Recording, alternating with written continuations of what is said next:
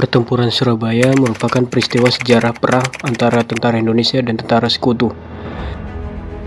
Peristiwa besar ini terjadi pada 10 November 1945 di kota Surabaya. Pada tanggal 25 Oktober, tentara sekutu datang ke Surabaya di bawah pimpinan Brigjen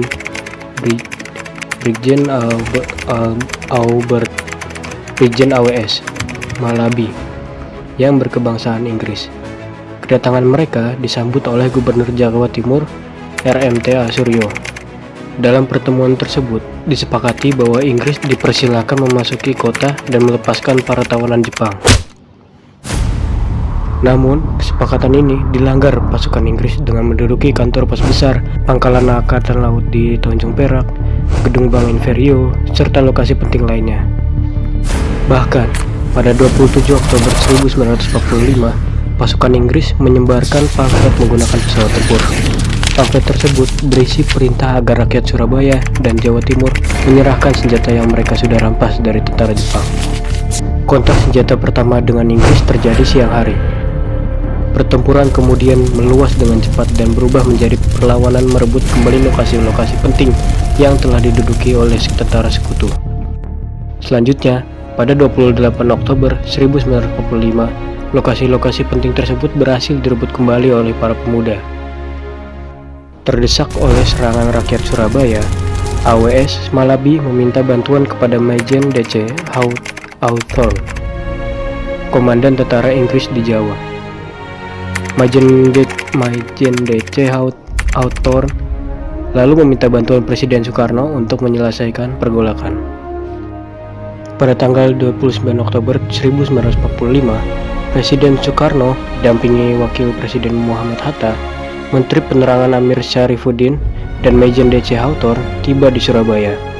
Di Surabaya, dengan sebuah jeep pinjaman Inggris, Soekarno keliling menyerukan gencatan senjata sambil menunggu perundingan antara Indonesia dan sekutu atau Inggris.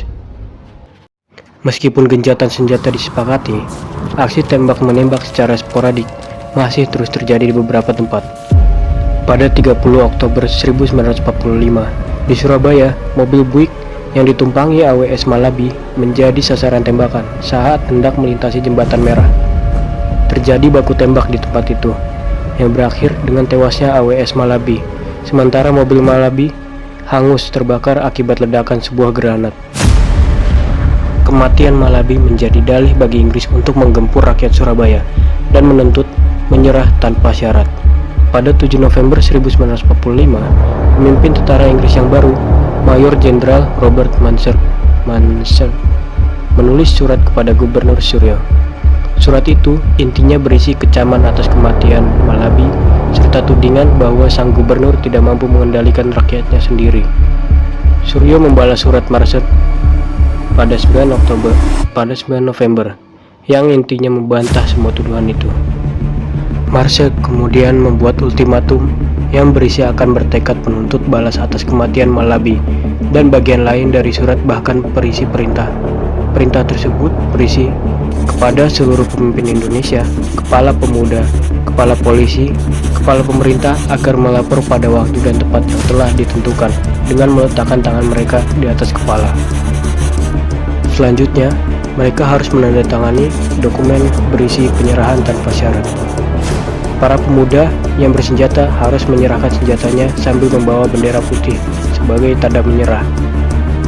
Batas waktu yang ditentukan paling lambat pukul 6 pagi, tanggal 10 November 1945. Jika ultimatum ini tidak diindahkan, Inggris akan mengerahkan seluruh kekuatan angkatan perangnya untuk menghancurkan Surabaya.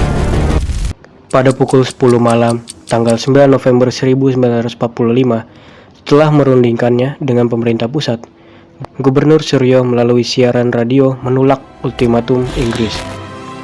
Pertempuran tidak bisa dielakkan. Kontak senjata pertama terjadi di Tanjung Perak. Banyak korban yang berjatuhan, tetapi rakyat Surabaya bersama Tentara Keamanan Rakyat atau TKR terus melakukan perlawanan.